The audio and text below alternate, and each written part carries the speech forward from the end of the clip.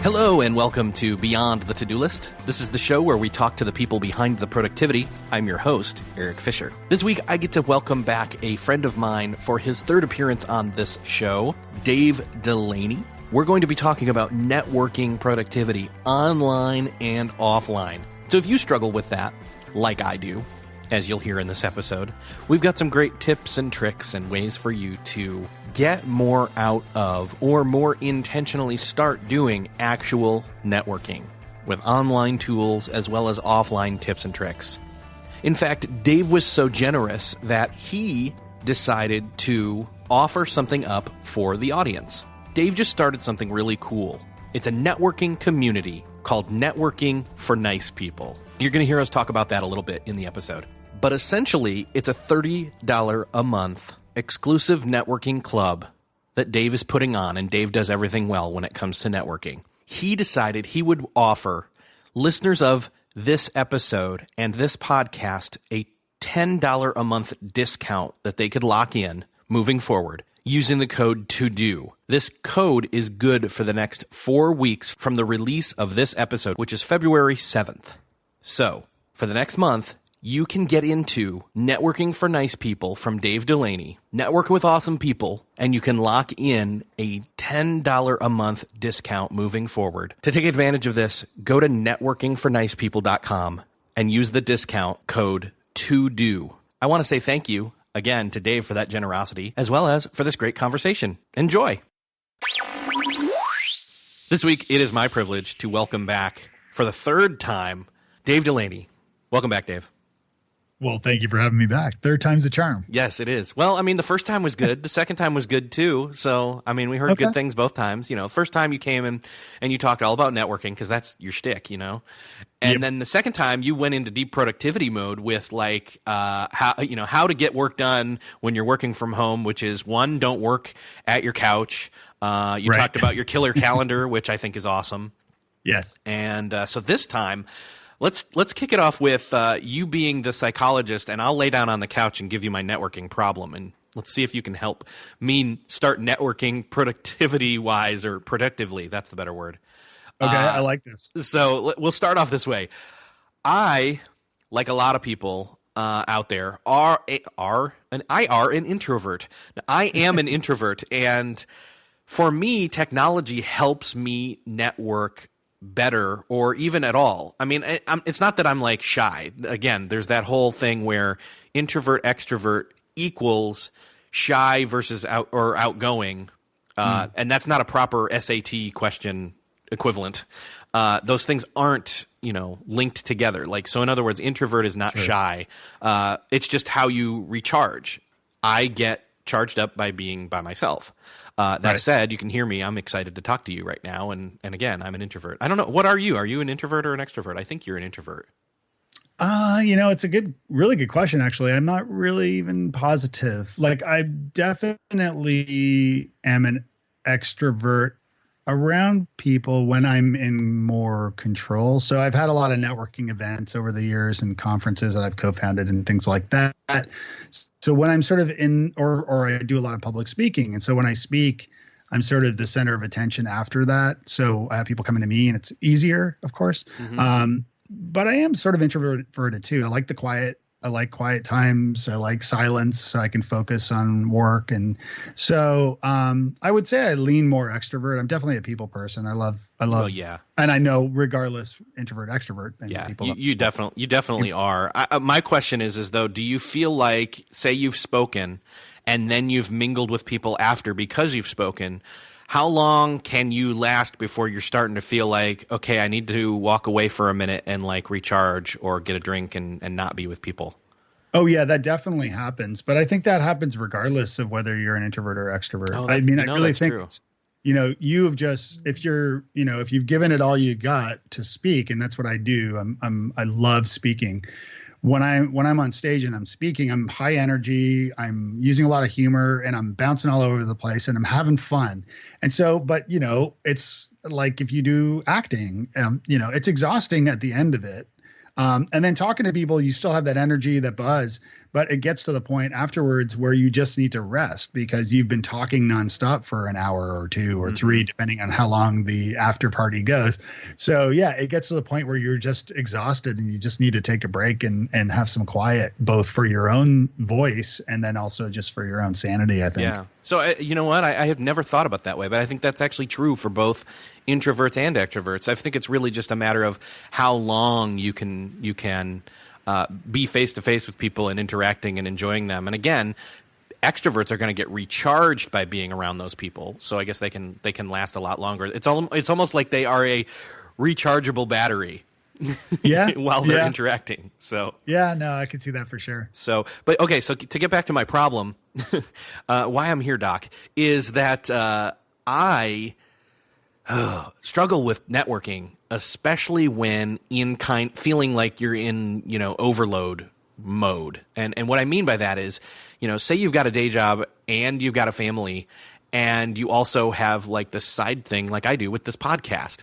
So then how do you fit in making sure that you're not, losing contact or not staying in touch with people? Like I had a person text me the other day. And he said, "Hey, man, haven't talked to you in a while.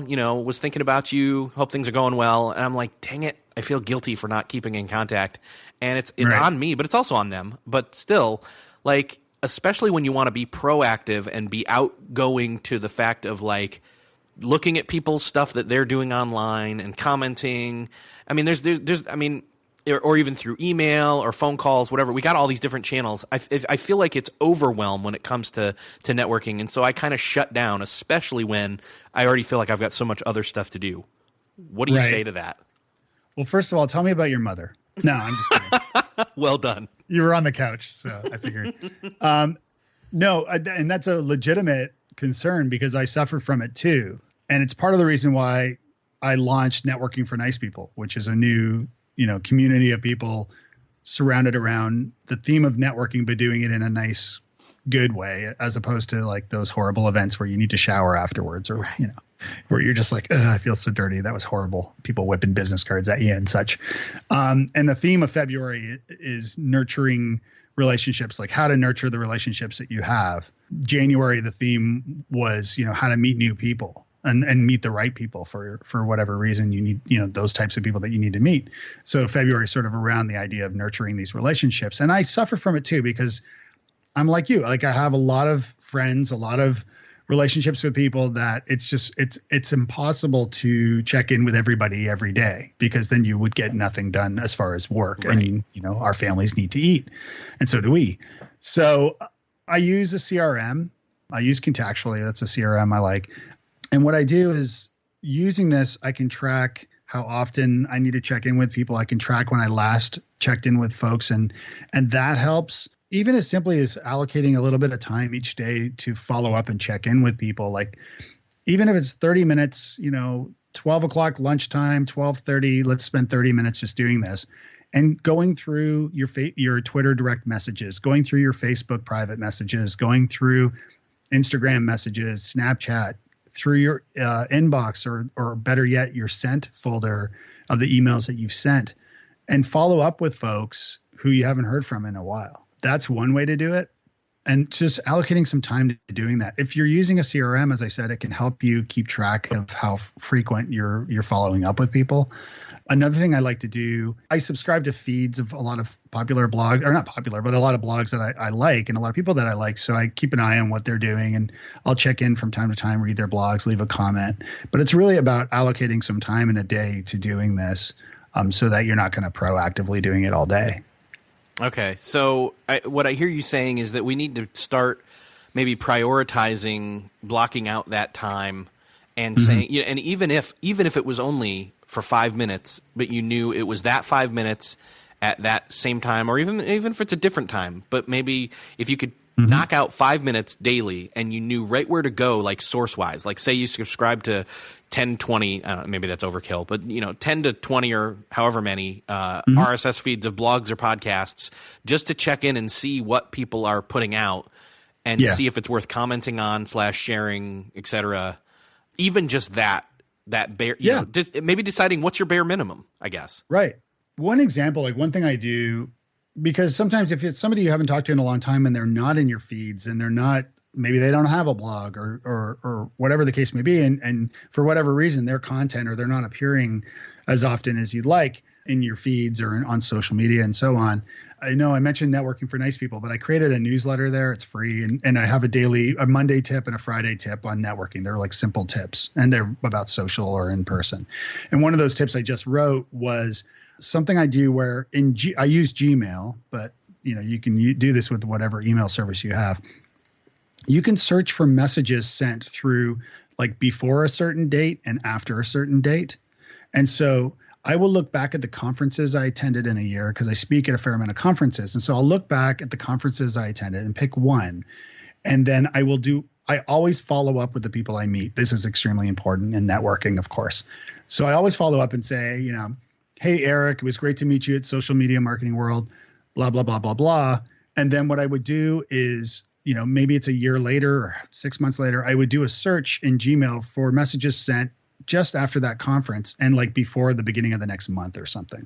So those are the perimeters of the dates. And then I'd use the keyword in that search query as the name of the conference. So then hit submit in Gmail and I would get all the messages I sent after that event and the replies I got.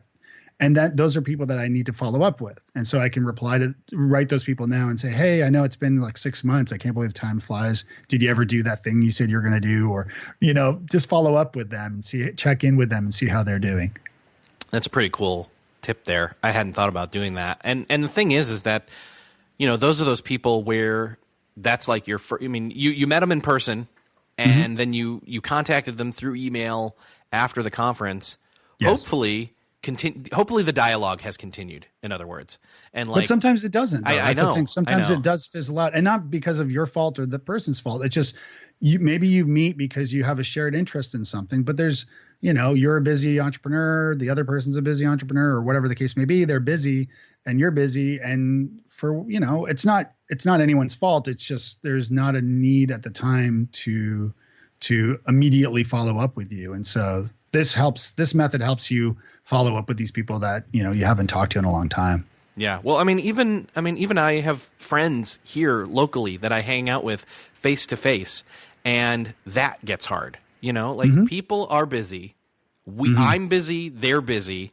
And, using, you hate to do like, hey, here, I'm sending you a text that has a link to my scheduler so that you can pick a time so that we can meet. I mean, with online stuff, that's a little bit more necessary, but like in the tangible world, it's still difficult. So I guess that's the thing is you gotta, from what I'm hearing you say is one, Eric, let yourself off the hook. It's hard. And then two, try a little bit more, but don't beat yourself up about it. Just try a little bit. Not harder, but maybe a little smarter with a couple of smaller tips. What else do you have? What other ways, other than maybe scheduling in the time, daily or weekly, where you've got, a chunk of time, small increments, or maybe one large increment per week or something, and the email tip. What else can I do where I'm not going to feel like I'm letting my friends down because I'm not talking to them online? Right. So one thing you could do is if your friends are on Twitter, you can create a private Twitter list. And it shocks me whenever I speak, and I still speak a lot on social media marketing and social networking because it's around the networking topic. But it shocks me when I speak it, especially at a social media conference where I talk about Twitter lists and I ask a show of hands how many people use Twitter lists, and it's like 10% of the group. It shocks me. It doesn't surprise me because Twitter do a lousy job at promoting some of their best features like Twitter lists. But with Twitter lists, you can create a private list and a public list if you want, but that's a different case scenario. But in this case, a private Twitter list of the contacts you want to stay in touch with most. And then you can subscribe to that list privately and keep an eye on that list. So you can it's like grouping a group of people together that you want to keep in touch with. And then just referring back to that list when you're waiting in line at the grocery store, or, you can do it on your phone, or you can do it you can add a column in like a TweetDeck or, a stream in Hootsuite or whatever social media dashboard you use. You can add that Twitter list into one of those columns so that you can keep an eye on their tweets specifically. And then you can just chime in from time to time, let them know you're thinking about them and actually interact with them. So that's cool. That segmentation, that like prioritizing or pulling those people out into an easier to digest list of people, or I mean, you can even do that on your Facebook newsfeed. You could create a like, what's that called there? I think it's just a friends list, maybe. Yeah. Or you can just follow people too. Like if you choose to follow certain people, then their content is going to appear at the top more often. You're going to see their content more often. So that's another way to do it too. Yeah, that's a good idea. Yeah. So these are all these are all good ways to kind of keep an eye on folks and follow up. And what I've learned, I just celebrated 10 years on LinkedIn. I just celebrated 10 years on Facebook this last week, and I'm about to celebrate 10 years on Twitter at just the beginning of February. And in that time, I mean, obviously I learned a lot about social media, but I think a big part of it is really, and as you said, about connecting in real life or connecting in person, if you will.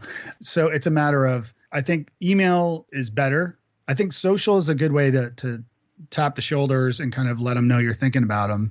Facebook Messenger, instant messages is different, but like email, and then even scheduling a coffee and meeting up with people from time to time. I don't live downtown in Nashville where I'm based, so it's a little bit of a commute downtown to meet people. And so you just have to factor that in. But what I've started doing is allocate, and I've been bad at this for a while. So what I've started doing is allocating one coffee a week during a certain time period. Right. And I have created a calendar specific with a link for that. I'm taking a note right now to make sure I've got that set up for myself too. Yeah, because I keep finding that people say, yeah, I'd love to get together. And then I say, yeah, I'd love to too. And I'm so busy with so many different things. I'm a dad too. And so I've got family and obviously business.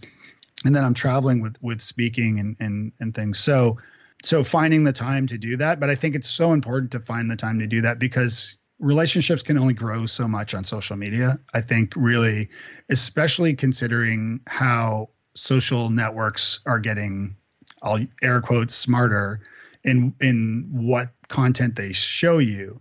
If you only rely on interacting on social media, you may never see content from some of your best friends because that social network's algorithm has selected someone else to send you content from. Well, you know what I mean? So you can't just rely on managing your relationships on social. Social's awesome, but you can't just rely on that alone. Yeah. Well, the whole algorithm. I mean, I think every single social network now has an algorithm of some sort, and in fact, that's one of the things that I do try to do, maybe not with full success, and I think I need to rethink my strategy. But the fact that there are algorithms means break through the algorithm by creating those lists of prioritized people. That sounds so bad in some ways. But no, the ones that you want to be more intentional of continuing or growing your contact, or again, rubbing shoulders or tapping on the shoulder and saying, hey, and that kind of thing that social is really good for. It's good for beyond that too. But that I will go in and, I'll scroll through Instagram and I will like photos so that Instagram knows I want to see more from those people. So I'll kind of I'll also kind of try to train my algorithm on these networks to show me more of the people that I want to see more from, which is what it's intended for, but not from like a networking angle necessarily. Do people ever really approach it that way? I don't think. No, you're right. And I think, even with Twitter, like on Twitter's app, like I use Tweetbot, but I also use Twitter's native app. And Twitter's native app just changed like last week, I think it was, where there's like the home tab at the bottom of the Twitter app. And then there was, I think it was like replies or mentions or whatever. And that's been changed to explore. Yes. So now when you're used to pressing that button to see interactions of people tweeting to you or replies or so on. And instead now you see this explore button, which is moments, which makes Twitter now function more like Reddit than it does a social network. Yeah. Well, I mean, and again, Twitter since back in, I forget, I think his name was Michael something, the old CEO back in 2011 said Twitter's not a social network, it's an information network. And, that's true, but that doesn't mean we use it that way.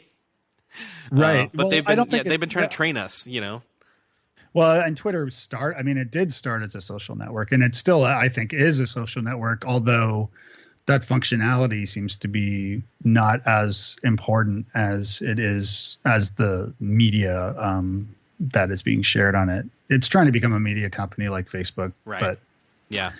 So I don't know. It's interesting. But again, I think training your social media to work the way you want it to work is definitely a lofty goal. But I think you can get somewhere with that goal. It's not a lost cause. How would you integrate social media online as well as offline? I mean, I guess what I'm getting at is I know scheduling a time, a week that's available to meet in person with people, but most of the time when I see the people that I interact with online that don't live locally, it's when I'm at a conference. And that's great, but then those conferences zip by in like 1 day, 2 days, 3 days. Like I see you at a conference like once a year, and then I don't see you anymore in person unless I make a trip to Nashville.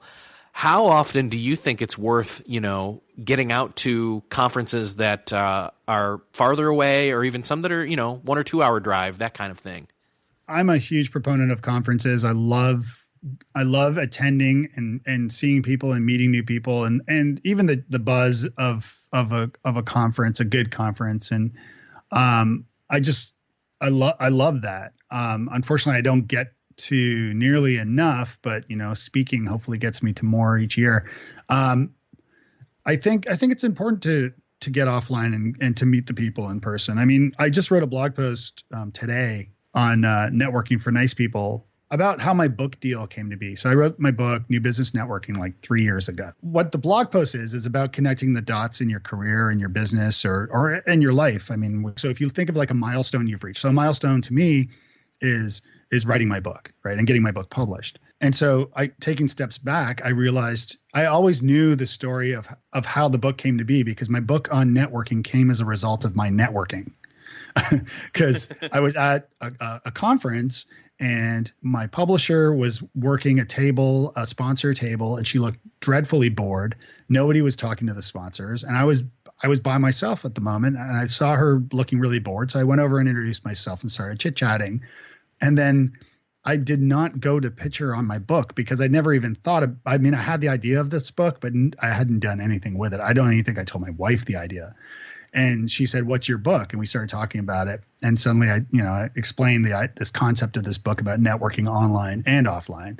And she loved it. And, after a short amount of time, suddenly I had this book deal.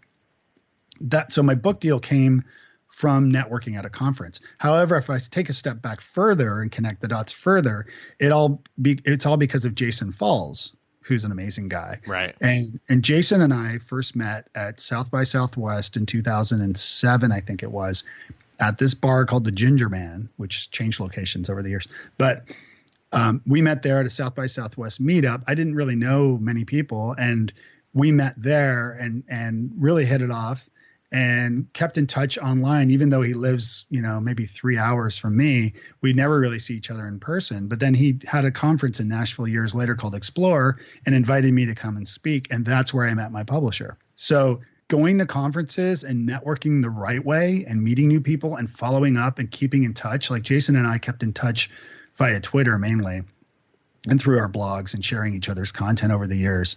It was because of that led me to my book being published and getting that deal. So I encourage everybody to get out and go to conferences, whether they are introverted or not. I really think getting out and meeting new people is really important. And so conferences are huge that way. It's just important to go with a loose strategy, some ideas before you go of what you want to accomplish at these things, especially if they're on your dime, especially if you're spending the money for it, So, in fact, last time, I love South by Southwest, but last time I went was a couple of years back. I was speaking, but I decided I was on my own dime. I'd left the company that I used to work with.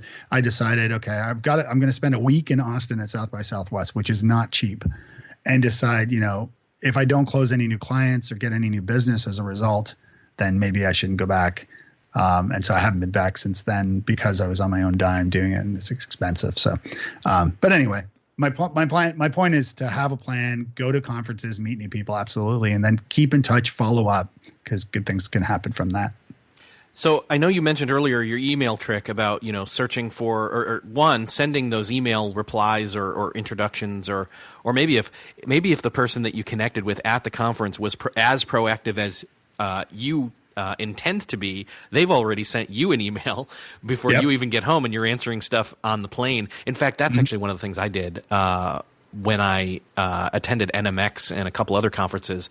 I would get the airplane Wi-Fi, and since I'm already trying to just decompress, I would pull open my laptop or my phone or iPad or whatever, and I would go through the cards right there while I'm in the air and write those emails. And even if you don't want to pay for the Wi-Fi, open up the offline mode in your email thing. Write those emails while you're offline, and then they're done. And then you just reconnect and you send them all out, and boom, you're done. Like you're getting it out of the way, because I think that's one of the things for me is procrastinating after a conference and not taking action on intentionally making a continued healthy connection with that person I'd met has been something that's plagued me in the past, for sure. Yeah, no, and that's a great suggestion, and something I do as well, and have done since I started going to conferences. It's the same thing. I write those replies, or I write those emails, on the flight as I'm heading back home. In the Networking for Nice People Club, which is like this private community I created, I do challenges for the group related to networking. And one of the challenges I just did was to count how many business cards you have on your desk right now, and don't lie, because everybody has business cards from somebody, not your own cards, of course, but a little stack or big stack of business cards on your desk that have been there for months, and really you don't know who they are at this point because they're covered in dust and they've just been sitting there. So the challenge was to pick up those business cards and follow up with each person, and then take it from there and see where it goes. And then people respond and share anecdotes and stories of what happened as a result. So I do these like little challenges to get people going and that's get awesome. people networking. It's networking homework. Exactly. Right. Right. One thing I always suggest to people is with business cards is to take notes on the business card when you meet the person, not necessarily in front of them, but after speaking. So if Eric, you and I meet and we start talking about podcasting, because I love podcasting too, I would make a note on your business card that, Eric loves podcasting. He's really passionate about it, and da. So that way, when I follow up with you, I am following up on the flight, say, and composing that email. I can see, especially if you're at a conference where you're meeting like tons of people and you're getting a lot of cards, it can become overwhelming because you forget who these people are. So taking a note on the card as soon as possible after meeting the person about how you should follow up, whether it's sending them a link to a story that's related to what they're interested in, or an introduction that you should provide that person with someone else in your network. Like, this person needs to meet this person. I've got to connect them when I'm home. Things like that can really help you. Because then really it's just a matter of, you've done it. You've gone through all the business cards. And so now you can follow up and, as you said, do it on the flight. It's perfect. Yeah.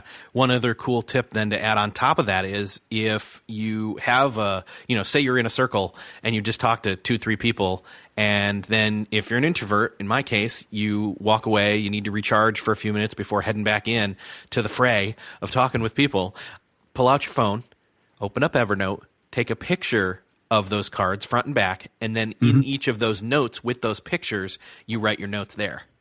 Yeah, do that. So very cool. Well, tell me more about Networking for Nice People, because I've not heard enough about it yet. And I know some people are probably hearing, well, he's giving out homework. I don't know how good that could be. But trust me, it's more like a scavenger hunt. It's more like, it's like, hey, go out and do this. Challenge yourself. Get outside of your comfort zone, and good things will happen.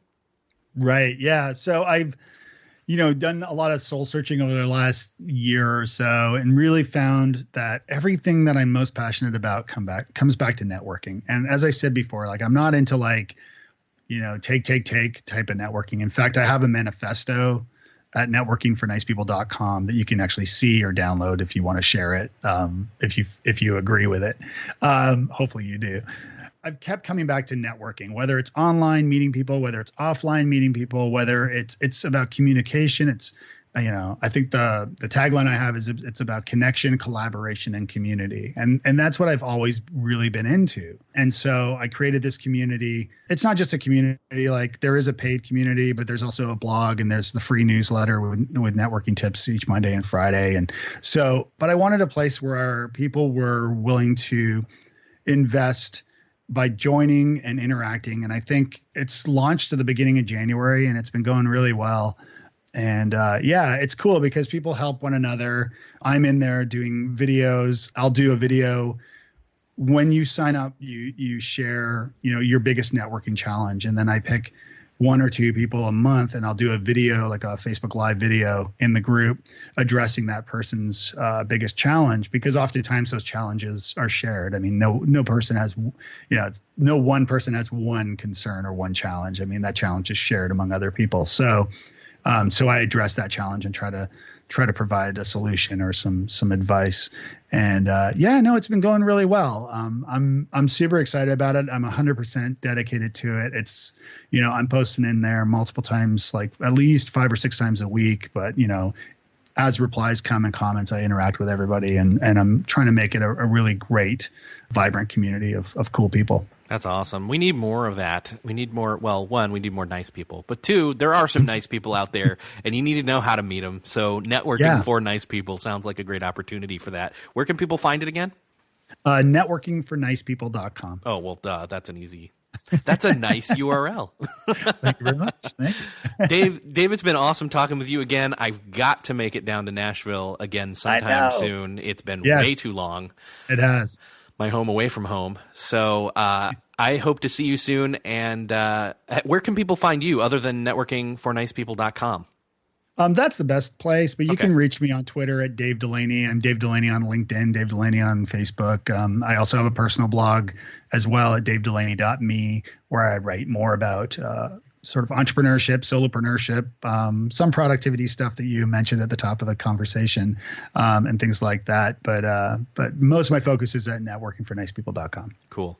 I am going to do something unorthodox for my show and add a little bit more here, just to say, here is a networking challenge for the listeners. If you got some value about how to network productively out of this episode, I want you to go to the show notes for this episode and then click through to the Twitter links there for Dave and myself and tweet us and let us know what it is you learned. Yes, I would love to hear from folks. Don't be shy. Yeah. All right. Thanks, Dave. Thank you, Eric. Talk to you soon.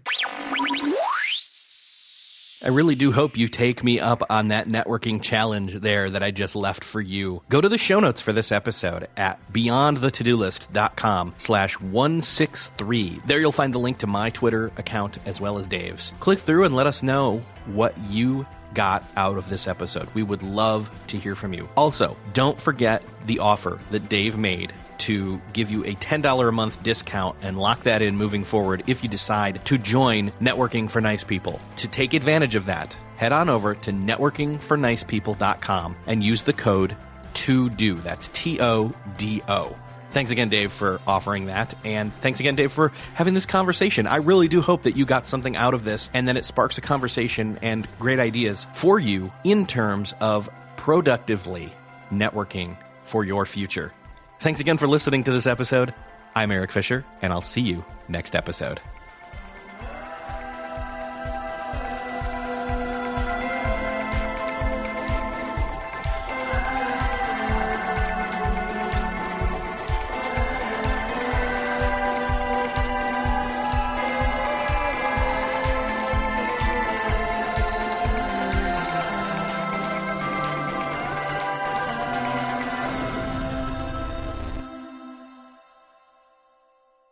Beyond the To-Do List is a proud member of the Noodle Mix Network. Find more of our award-winning and award-nominated podcasts to make you think, laugh, and succeed at noodle.mx.